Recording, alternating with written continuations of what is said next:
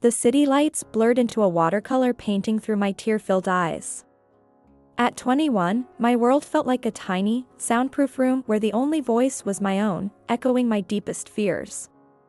My name is Sophie, and overthinking was my unwelcome roommate. It would whisper doubts into my ear about every choice, every conversation, every glance from a stranger. Was my art good enough? Did I say the wrong thing at that party? Does he really like me, or is he just being nice? My mind was a relentless storm, and I was adrift in the middle of it. That night, the storm was at its peak. I just had a small disagreement with my best friend, Liam. It was about something trivial, something about a movie we planned to see. But my mind had already written a tragic screenplay where our friendship was crumbling, all because of me. I paced my small apartment, the city's hum a distant drone to the roaring in my head.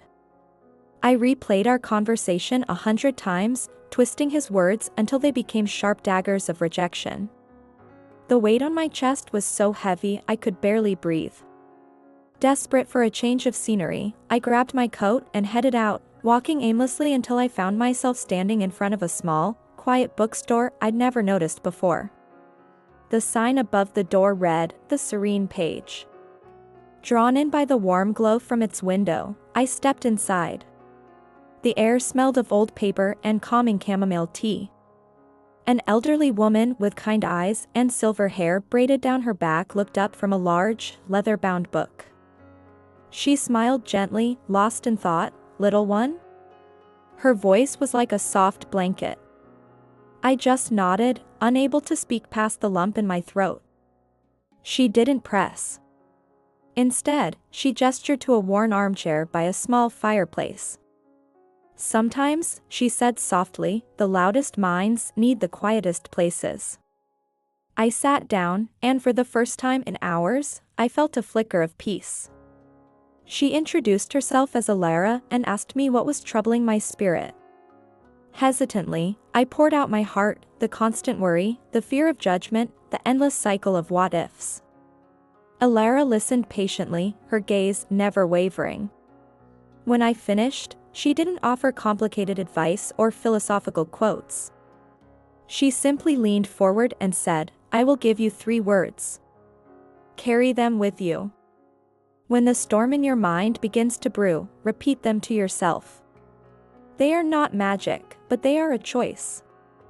She paused, her eyes holding mine. And what now? That was it. 3 simple words.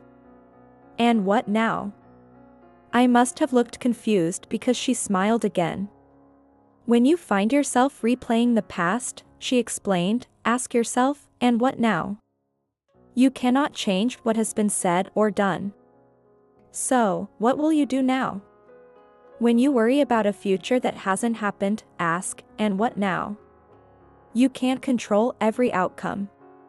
So, what is the one small, positive step you can take right now?"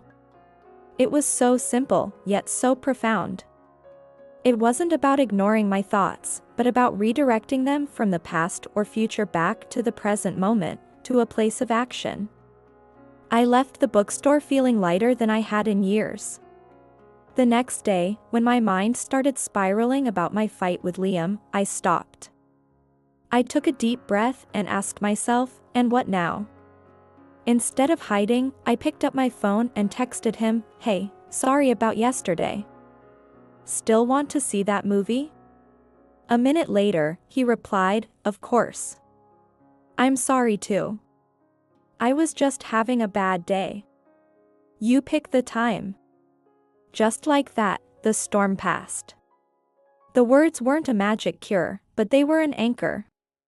They pulled me out of the chaotic sea of overthinking and placed me firmly on the shores of the present. They gave me back my power, one moment at a time.